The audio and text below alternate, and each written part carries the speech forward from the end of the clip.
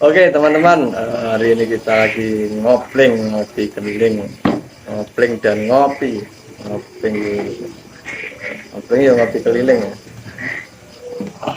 Dari tempat ke tempat dan dari teman ke teman, dari warung ke warung lah kita ngobrolin perkara iman. Ada beberapa narasumber hebat, teman-teman hebat nih, ada Pak Amin, Pak Imam dan Mas Al. Ini kita akan sharing terkait apa ya, hijrah Mas ya, nata urip gitu. Nata urip iki ben istilahnya ben piye yang cocok karo sing gawe urip. Dari Jawa kan manut sing ngecat lombok. Ya kadang ngono apa akeh wong sing pengen wis pasrah karo sing gawe urip, sementara apa ya, sing gawe urip punya aturan, membuat aturan untuk manusia tapi enggak digawe. Banyak orang pasrah karo sing ngejati lombok, tapi secara realnya perilakunya itu banyak yang menentang aturannya Allah. Ngapa ngono? Ya kuwi mari kita kulik. Ini problematika besar yang apa ya, kuncine urip itu banyak orang yang tidak menemukan ya makna hidup, maknanya urip. Tapi sing gawe urip iki piye? Pak Imam sih ya. Pak Imam ya. Takon nyapa kadang enggak itu kadang seringnya wong malah keliru tentang bener. Maksudnya keliru Ya nyapa banyak akeh wong ya, banyak orang kuwi lebih kayak gampang ya, keliru kayak ora beban, membuat kesalahan bermasa itu enggak beban. Togel enggak beban, nilai bank detail enggak beban, ngapusi pembeli enggak beban, ya toh? Terus korupsi enggak beban, ya, bahkan ngapusi Gusti Allah kayak ora beban. Kalau sampean pengalaman yang sampean dhewe Pak, biyen ya tau nakal to jenenge wong lanang tau nom ya Pak. Ya mungkin dari sekian banyak orang itu banyak sehingga Waktu banter Pak Imam enggak maksudnya banyak yang nggak tahu atau mungkin nggak nyadar bahwa yang diperbuat ini nantinya dipertanggungjawabkan. Apa yang kita buat, yang kita perbuat itu kalau sudah mati kan dipertanggungjawabkan. Apa yang kita buat, apa yang kita dapat nantinya kita salurkan kemana, kita harus dipertanggungjawabkan. Makanya kan dia kan entah dia nggak tahu atau memang nggak nyadar, itu dia berani mengambil resiko itu. Nah, mungkin nggak tahu atau mungkin nggak sadar karena mungkin nggak pernah ngaji, atau mungkin yang sudah tahu pun melanggar juga ada. Lek ora ngerti perasaku ya ora mungkin loh saiki iki. Nah ya makanya, tapi kenyataannya banyak sing pinter ngaji. Mungkin aneh, enggak mau tahu lah. Nah, sing pinter ngaji wis katam. Wis ahli. Kayak ada sing ngomong. Tapi tetap golek sing haram angel, oleh golek sing halal. ada lagi yang meringan gitu. Ada gini. Ada ulama sing bunga bank itu katanya enggak haram, itu ada. Sebagian kayak ngomong. Ya, ada gitu. Makanya kan dia berani. Ya ini ya kredit paling kayak gitu. Makanya ada yang berani minjamnya karena ada ulamanya dia enggak mengharamkan riba, ada yang membenarkan. Ora, riba tetap diharam. Itu udah kesepakatan ulama Pak ya. Kalau ulama mesti riba haram. Cuman pada masalah ini kadang nilai bank kuwi ora haram. Bunga bank bukan riba. Kan, ya. Negara membolehkan. Lah itu yang dari bunga bank sama kok nggak riba itu ngaruhnya gimana itu? Ya karena negara kan membolehkan. Buktinya buka bank.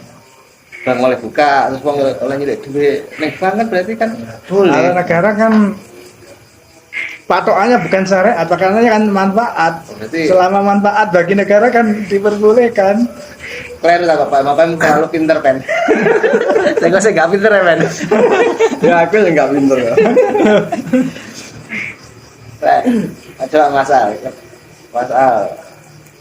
kenapa? Ya ada yang ngomong topiknya podo sama Ya. saya ya. Ya aku bukan kadang sering kali awake dhewe iki melakoni maksiat itu enteng-enteng wae lah ya. Ringan-ringan saja berbuat salah itu ringan-ringan. Dari pelaku Bisnismen. Nah, mantan bankir ya. bankir ya pengusaha kakap lah. Dengan aset berapa triliun? 1 triliun 1,4 triliun lah. Aset apa? Dulu Dulu waktu masih belum hijrah. Aset saham. Mungkin begini ya Mas, mungkin lebih kepada hakikatnya manusia lah. Manusia tuh ya mustahil lah kalau tidak tahu informasi lah. Mustahil. Sekarang ya. Zaman sekarang dengan kemudian akses informasi yang begitu mudah, setiap saat cepat, mustahil kalau tidak tahu. Tapi lebih kepada hakikat dasarnya manusia. Kalau kita runtut lagi di zaman purbakala ya manusia memang seperti itu. Manusia paling bisa apa namanya itu bisa menjadi jalan yang benar jika satu golongan itu ya jika berada di dalam satu golongan gitu. Karena kan gennya kita dari dulu kan memang pengelompokan dari zaman purba ini. Di zaman Nabi Adam segala macam dari sains pun mengatakan ya seperti itu juga gitu dari segi psikologinya manusia ya punya Berkelompok lah. Berkelompok, Ya, bersosial. makanya mudah remuk, mudah hancur gitu. Tergantung komunitasnya ya. Tergantung komunitasnya. Karena kan Nabi Muhammad itu kan pernah minta 3 kalau nggak salah ya Mas. Minta 3 supaya umatnya itu tidak dihancurkan. Pertama kata Nabi Muhammad itu, ya Allah jangan musnahkan kaum saya itu seperti kamu menghancurkannya banjir dengan seperti kamu kaum Nabi Nuh. Menghancurkan kaum Nabi Nuh dengan banjir. So Allah jawab, tidak mungkin selama ada banyak hambamu yang masih mengingatmu. Allah kabulkan. Yang kedua, Masih mengingatku. masih mengingatku, Nabi Muhammad maksudnya. Allah kabulkan. Oke. Terus yang kedua, ya Allah jangan sampai kau menghancurkan kaumku dengan kelaparan. Allah kabulkan. Terus yang ketiga ini masya Allah sih, ini masya Allah banget. Kalau kita runtut banget ya. Ya Allah, tolong ya Allah tolong jangan hancurkan kaumku dengan cara perpecah belahan. Itu nggak dikabulkan gitu kayak ya. Itu tidak dikabulkan sama Allah. Itu bukan tidak dikabulkan tapi tidak dijawab sama Allah. Tidak dijawab. Berarti kan Nabi Muhammad sendiri itu sudah paham betul manusia itu seperti apa. Perkara dia hijrah, perkara apa segala macam. Kalau menurut saya itu lebih ke pemahamannya. Karena ya saya juga hijrah kan baru-baru ini. Itu saya tahu riba haram tuh tahu gitu loh. Enggak Dulu ya. Dari dulu. tahu banget gitu loh, kan dari kecil saya ngaji juga gitu loh. Tapi Enak. detail riba seperti apa? Maksudnya tuh penjelasannya Penjelasannya belum jelas. Karena di pemahaman orang itu kan riba itu ya udah Rentenir bunga. lah. Rentenir ya. Nah, pokoknya kita minjam Ada terus lebihannya. ada bunganya segala macam tanpa akad yang jelas dari awal. Itu dikatakan riba. Tapi faktor itu pun juga bisa kalah karena faktor kebutuhan dan gaya hidup. Seperti yang kita tahu kan sekarang pinjaman online itu marak, Ya. iklan di mana-mana segala macam. Terus ya memang negara pun memberi fasilitas untuk Dilegalkan ya. dilegalkan. Karena apa? Karena Ada pajaknya, tingkat pertumbuhan ekonomi ya.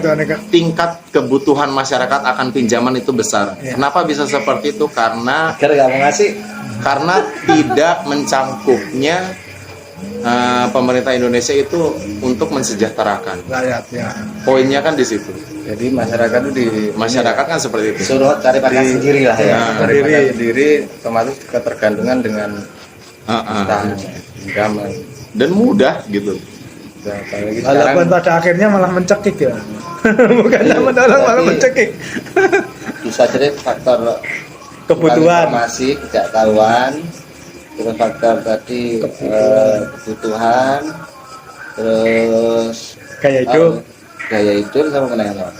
Pertemanan nih, Ya, lingkungan. lingkungan, gesekan ya. Ya, sekarang ya beli motor baru itu kalau enggak kan kesulitan kalau enggak kredit.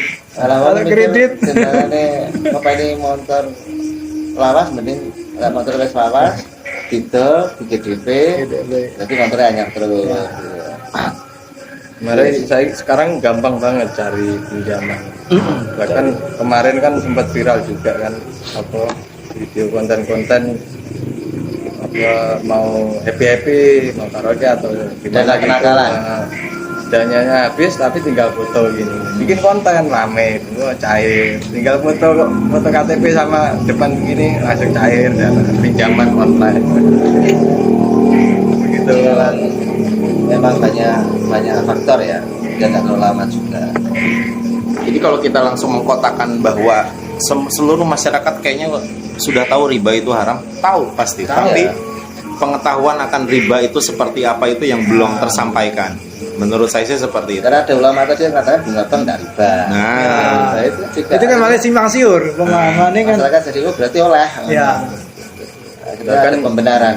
Bahkan sekarang itu kan banyak orang yang rajin ke masjid, bahkan dia sudah haji, tapi pekerjaan utamanya sumber penghasilan itu dia punya Kesannya koperasi. modalnya Dari modal bank. dari bank, bahkan bikin hasil. Koperasi. Dia ownernya itu PR. banyak saya menemui yang Sebagai pakai 5 waktu ke masjid. Harap bikin apa? Santunan anak yatim tiap tahun berhaji atau bahkan setiap bulan umroh di Ramadan itu full 1 bulan umroh di Mekah, di Madinah. aku nggak ngelihat ya apa kan banyak sosmed mungkin WA teman atau apa yang ada apa ya slide apa riba itu seperti ini postingan-postingan. dengan betapa ngerinya dosa riba itu. bisa riba itu. Riba yang paling kecil dosanya seperti menzinai ibunya. nah itu Mas, maksudnya tuh menzinahi ibunya itu kan orang-orang belum tahu gregetnya Iya. gitu loh. Belum tahu gregetnya tuh kayak gimana. Karena kan sekarang yang menjinahi mertua kan jadi viral. Malah banyak. Mertua menzinai menantu. Iya, ada lah. Apa ya rusaknya tatanan Rusak. moral masyarakat kita ya. Jadi karena banyak mereka itu yang ya tahu tapi kalah karena nafsu nih. Kebutuhan Bisa jadi keliru tapi nafsu nih kebutuhan nih. Jadi emang padahal ada pengajian ya, masjid-masjid tiap hari apa rutin atau bahkan tiap hari tiap pagi di TV ini kan ada. tapi kayaknya masalah riba itu jarang dibahas.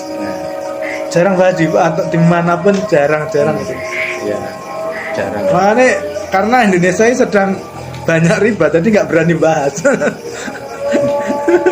itu Kalau satu- bahas riba kena iki kanan kiri. satu hal riba, belum narkoba. Kemarin ada polisi jenderal 2 itu ternyata juga tersangkut kasus narkoba. Bahkan terakhir di Madura itu ada polisi jual istri hanya untuk bisa beli narkoba. Narkoba. Riba, narkoba. Tawuran antar pelajar, gitu ya. Tawuran antar gangster yang anak-anak tiap malam nongkrong, motoran-motoran nggak jelas, ganggu lingkungan, ngabisin apa BBM, padahal BBM mahal, terus tipunya padahal jual uang tuane mas ya. Ya. Orang tuanya pusing dari uang. Api-api di pabrik digawe dengan ilmu dan sains yang luar biasa, cuma dipotoli. Ya, seorang mikir sekolah ya Pak. Terus karena pandemi tahun tidak sekolah offline ini akhirnya kan anak-anak saya kan semakin ya, Semakin liar. pola hidupnya enggak total. Tidak tertata. Terus orang tuanya ya bingung golek duit, Jadi orang tuane iso bayar sekolah, iso belanjani jajani wis anake mbok salat ora salat, pacaran gak pacaran iso ora ngurus mulai ngurus ngaji. Padahal ke sini di sekolahnya TPA. Beto Iqra 1 sampai 6 lulus iso ngaji, tapi begitu misal SMP wis gak gelem jatuh ngaji. di prakteknya ngaji nih, ra gelem ngaji, bahkan ra gelem sholat. Buktine ya masjid langgar sini tuwek-tuwek tak karo bocah cilik-cilik. Nama-namane sing balik-balik saya sampai SMA ngerti loh. Jadi kadang anu lho Pak. Jadi anak kecil saiki memang dia itu kan cah cilik kan yang paling dicontoh itu kan pasti orang tua kan. Jadi biasanya wong tua ini anakku tak sekolah nih gini lah ben tak kaya bapaknya. Tapi bapaknya enggak gelem nih. Padahal sing didelok bendina ning omahe lakone bapake, piye. Iya, rumit ya, ternyata rumit. Memang nggak bisa dibahas menit 2 menit, sejam 2 jam. Panjang. Cuma memang kalau sejahtera nanti ada yang sholat berjamaah gini. Nek kanggone dhewe sing wong Islam, itu kan bener apa Pak Imam mau ya. Harusnya itu tahu, sadar dan paham bahwa hidup di dunia itu akan berujung pada kematian. Nah, setelah mati itu nanti akan ada fase kehidupan berikutnya, yaitu mulai dari alam barzah, terus ada alam berbangkit, begitu lama sampai kemudian nanti ditentukan tepatnya di surga dan neraka. Kan semuanya dihitung berdasarkan amalnya di dunia. Ya ngono saja ngono ya roh. Cuman karena itu sesuatu yang gaib, belum terjadi dan hanya diinformasikan dari Al-Quran, hadis disampaikan oleh para ustadz, para kiai, para ulama, dan mereka nggak ngelihat kayak dua film. Coba yang dua film yang proyektor gede itu paling ya wedi. Mereka barang gaib akhirnya nggak sadar bahwa itu pasti akan terjadi. Jadi hilangnya kesadaran itu yang kemudian membuat dia itu pada saat bermaksiat itu enteng-entengnya. Berarti sebenarnya katanya Mas Al dan sebagainya tadi, sajane ya roh ngerti, ya paham gitu ya. Cuman prakteknya kan angel gitu. Berarti memang dibutuhkan sebuah circle, sebuah lingkungan, sebuah komunitas yang komunitas itu nanti akan menjadi apa ya? Kontrol gitu loh, kontrol. Jadi ketika si A bermaksiat akan diingatkan oleh si B. Gitu pula sebenarnya ketika si B bermaksiat akan diingatkan oleh si C, si D dan sebagainya. Nah, makanya itulah sebenarnya fungsi pembinaan. Jadi sakjane iki yo TK diajari agama. Ket SD nek pelajaran agama Islam, SMP, SMA, kuliah, bahkan setiap hari, setiap saat ada postingan-postingan di TikTok, Facebook, YouTube, ya kajian macam-macam, aliran macam-macam dengan ustadz yang beraneka ragam dan semuanya membicarakan hal yang sama tentang agama, tentang halal dan haram, mana yang wajib, mana yang sunnah, mana yang makruh, ubah dan seterusnya. Ya, tapi itu ya sambil lalu aja, maka harusnya mulai muncul sebuah kesadaran baru harusnya ya, bahwa untuk menjadi benar sebagai manusia itu benar, baik dan benar, nggak sekedar pengennya api, pengennya benar, tapi tidak ada guidance-nya, nggak ada panduannya. Itu memang harus ada pembinaan. Nah, pembinaan itu tidak cuma sekedar taklim. Misalnya di masjid setiap Rabu malam ada pengajian rutin oleh Kiai A, terus kita datang, kita mendengarkan dia membahas masalah apa, terus kemudian seminggu berikutnya ketemu lagi pengajiannya dia Rabu yang lalu membahas masalah yang sebagainya. Yaitu pengetahuan itu hanya sekedar pengetahuan, nggak bisa mengkristal menjadi sebuah kesadaran, dan kemudian kesadaran itu menjadi sebuah amal. Beda dengan pembinaan. Pembinaan itu berarti ada kurikulumnya, ada step-step yang jelas, yang teratur dari A sampai Z. Terus kemudian dalam pembinaan itu ada kontrol yang ketat. tadi saling memotivasi, saling menasihati, saling mengingatkan. Sehingga pada saat kita lalai jenenge wong iki kadang eling kadang lali gitu ya. Nah, itu ada kancane sing ngene. Misal ya karena kebutuhan tadi ada bilang kebutuhan. Wepet iki, orang tua sakit misalkan. Sementara tabungan tipis. Atau pas misalkan kita ada proyek tapi belum cair. Karena pekerjaan belum selesai. Nah, akhirnya apa? Milih. Terus mergo karena dalam hatinya itu dia merasa bahwa dia harus berbakti kepada orang tua. Mertua kan ya wong tua. Apalagi kalau itu orang tua dari istri kita, bagaimana tanggung jawab kita sebagai suami? Allah itu kan demi kebaikan. Ya. Kok aku lihat duit, jadi aku dilesek mergo nyilehne kancane sing tanpa bunga iki anyar padha gak diduwite misalnya. Kayaknya lari ke pinjol atau lari apa DPKB dilesingno atau ke bank gitu ya, sertifikat digadekan ke bank dengan anggapan nanti 2-3 bulan lagi uang cair tak ambil. Gitu kan? Akhirnya dia itu karena kebutuhan, kemudian tekanan psikis, akhirnya dia melanggar yang haram. Padahal ada kaidah fikih yang mengatakan yang yang baik, niat baik itu tidak bisa menghalalkan yang haram.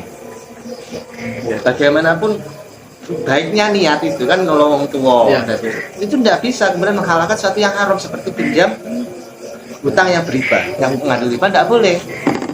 Tuh, ya berarti pada saat itulah fungsi circle itu ada, kan dia bisa curhat dengan temannya satu binaan itu, satu circle itu, dengan ustadznya atau misalnya ya dengan apa istilahnya dengan ketua circle-nya lah, ketua gengnya kan gitu. Aku butuh duit gini kira-kira siapa sing iso ngili. Insyaallah nanti uangku akan cair gitu. Ya bisa jadi di antara teman-teman satu circle itu tidak punya, tapi mungkin ada informasi pak ini dan sebagainya dengan garansi. Dulu kan zaman Rasul itu begitu. Zaman Rasul itu kalau ada sahabat butuh, kemudian dia membutuhkan pinjaman, maka yang menjadi penjamin. Yang tanggung jawab. Jadi aku gak bisa nyili, tapi aku menjamin orang ini jujur, amanah, pinjam mono. Seandainya dia itu tidak tepat waktu, nggak bisa bayar, aku jaminannya. Nah, karena dia percaya dengan kita, personal garantinya ada di kita, dia mau minjemin. Itu kan salah satu cara. Atau misalkan secara lebih mudah lagi, jual aja barang yang ada, atau digadekan barang yang ada tanpa bunga. Itu tanpa bunga. Dan sebenarnya kalau mau lebih sedikit kerja agak ekstra gitu nyari informasi itu insya Allah ada, karena sebenarnya godaan setan itu kan sesaat. Godaan setan itu cuman sesaat aja. Jadi kita tahan sedikit tuh, misalnya ada solusi gitu. Misalkan, waduh besok ini kudu bayar rumah saya, tahan aja semalam lagi. Gitu ya, minta sama Allah, cari solusi, ngobrol sama teman yang bisa dipercaya dan sebagainya, misalnya ada solusi. Jangan kemudian besok mas nggak ada waktu lagi pinjam bank. Itu fatalis seperti itu membuat orang itu akhirnya terjerembab pada keharaman.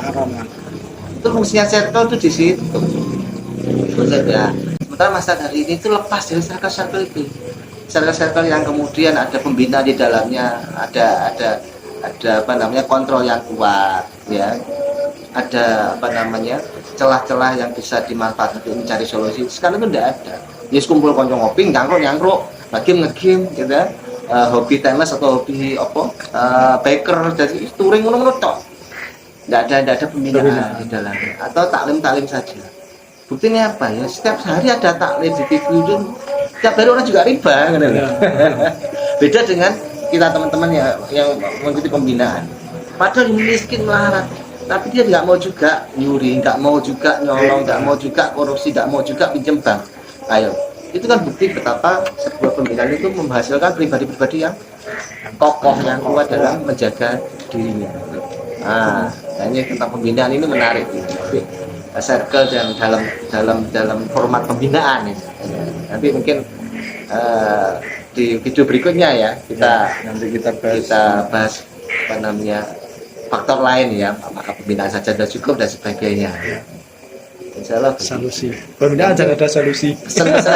Pesan pribadi aja untuk teman-teman yang masih sering kalah ya dengan dirinya untuk menahan tidak bermaksiat ya, atau kalah dengan istri atau kalah dengan lingkungan pertemanan gitu ya, sehingga akhirnya tetap aja berkali-kali jatuh ke masalah lagi. Padahal tahu gitu ya. Akhirnya tobat lombok. Ayo pesan-pesan Pak Imam sampean. kata-kata hari ini. Kuat Apa kuatnya? ya kuatnya ya Jadi untuk memberani untuk ya Hari esok harus lebih baik dari hari ini. Ini pendek bener. loh, ya gitu kan. ayolah hari ini bermaksud besok jangan. Dah. Sedih lagi Kok maksudnya. tanggapannya hari ini bermaksiat, besok lah harus lebih gitu. Oh, lebih baik. Besok harus lebih baik. Lusa masa lagi. Lebih baik lagi. Ya, lebih baik lagi.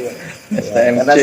Karena orang yang beruntung adalah orang yang hari ini lebih baik daripada hari esok lebih baik daripada Hari ini. itu makolahnya saya Imam Ali ya Imam Ali kayaknya kalau nggak salah nanti tolong dibenerin pemirsa pasal Kuat. Saya pernah dengar apa namanya? Pernah dengar ada entah hadis atau apa ya yang ngomong tuh gini, apa namanya tuh? Pertanggungjawabanmu untuk teman-temanmu gitu, pertanggungjawaban kamu terhadap teman-temanmu itu tidak hanya sebatas dia mengucapkan syahadat, karena sebenarnya itu tidak dipertanyakan sama Allah. Yang dipertanyakan sama Allah itu adalah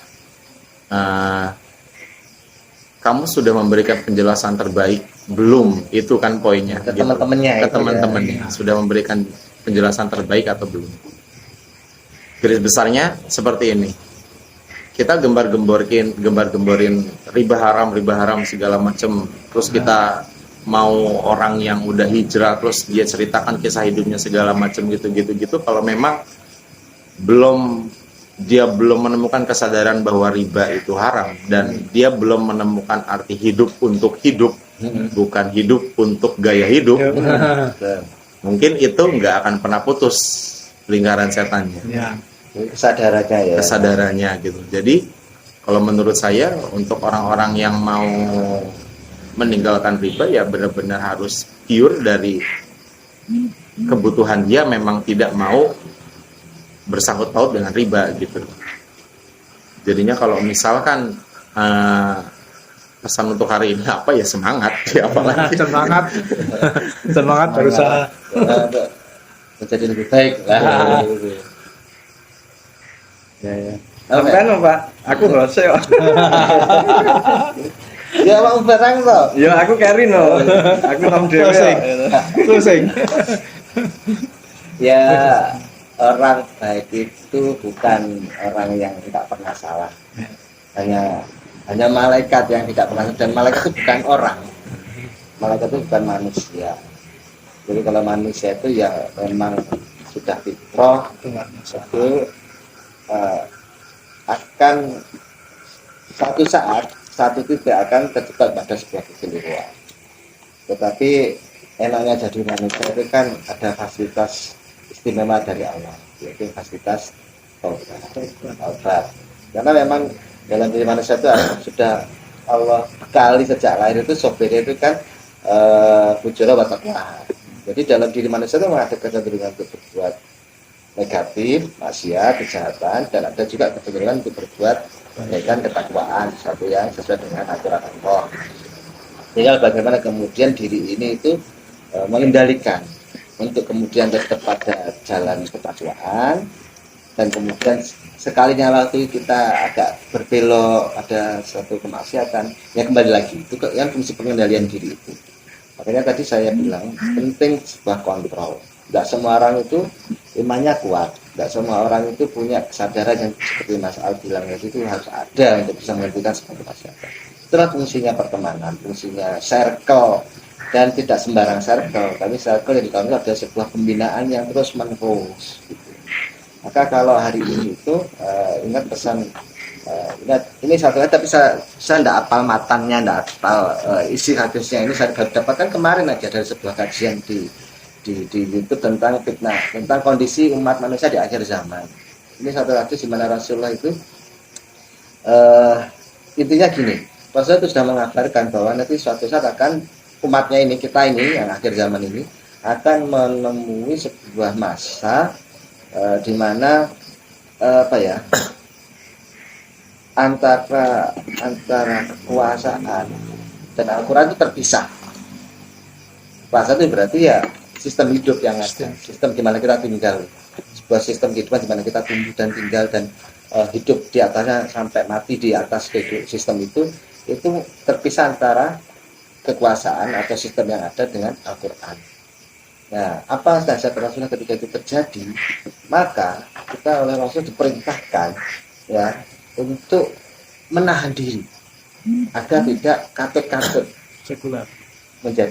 menjadi ini terpisah dengan Al-Quran gitu.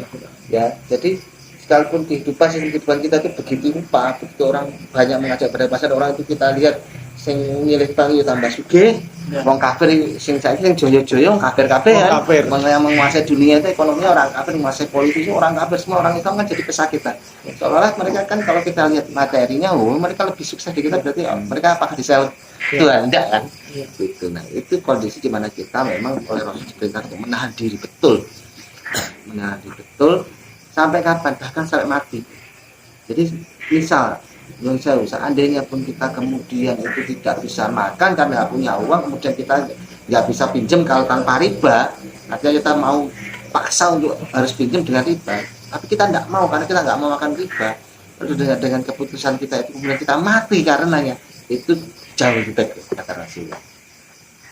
Jadi memang yang dengan hadis yang lain, hari ini umatnya Rasulullah ini, kita ini umat Islam yang ngakunya Islam, ngakunya mukmin, ngakunya umatnya Rasulullah, ngakunya pengen dapat syafaatnya Rasulullah, itu Rasulullah itu sudah ngasih clue akan terjadi hari itu, yaitu hari ini yang kita alami gitu kan ya.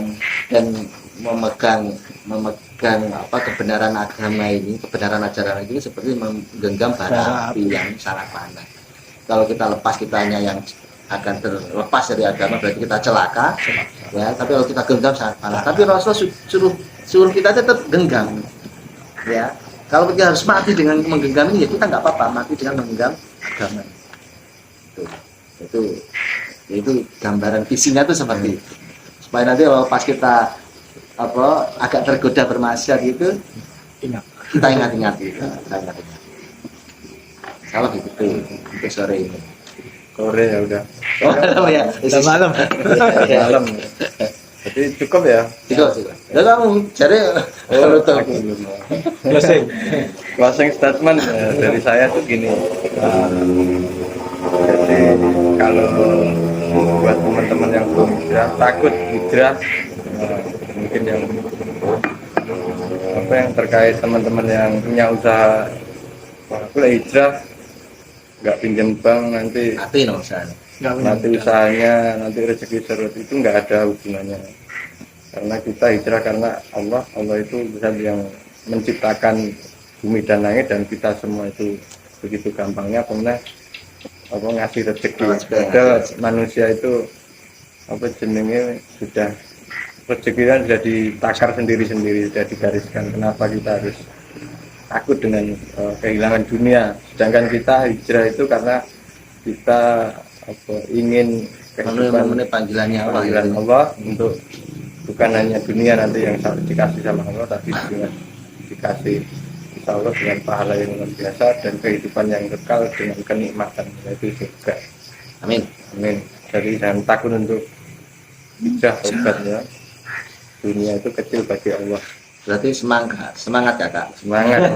Kita tetap berkumpul dengan orang-orang yang soleh, yang berilmu dan saling menguatkan dalam keimanan ini. Mungkin itu dulu untuk sesi kali ini. Sambung lagi. Nanti sambung di lain kesempatan. Mudah-mudahan obrolan dari kita ini bisa bermanfaat dan memberikan motivasi. Oke, jangan lupa disebar kalau bermanfaat video ini. Subscribe, like, share, komen yang positif. Dan tombol lonceng. Insyaallah ini nggak di monetisasi ya, biar ya dapat iklan yang jelek-jelek ya. Tapi insyaallah kalau kajian gini, iklannya yang sesuai dengan video biasanya. Bisa ya. Jadi dimonetisasi. Ya insyaallah kalau udah monet. Iya. Itu akan untuk dakwah juga. Monet pun nanti untuk kegiatan dakwah juga. Teman-teman juga boleh nitip iklan di sini, nanti kita lakukan. Kita bergerak bersama dalam ukhuwah Islamiyah. Kita akhiri yang istighfar 3 kali. Astagfirullahaladzim.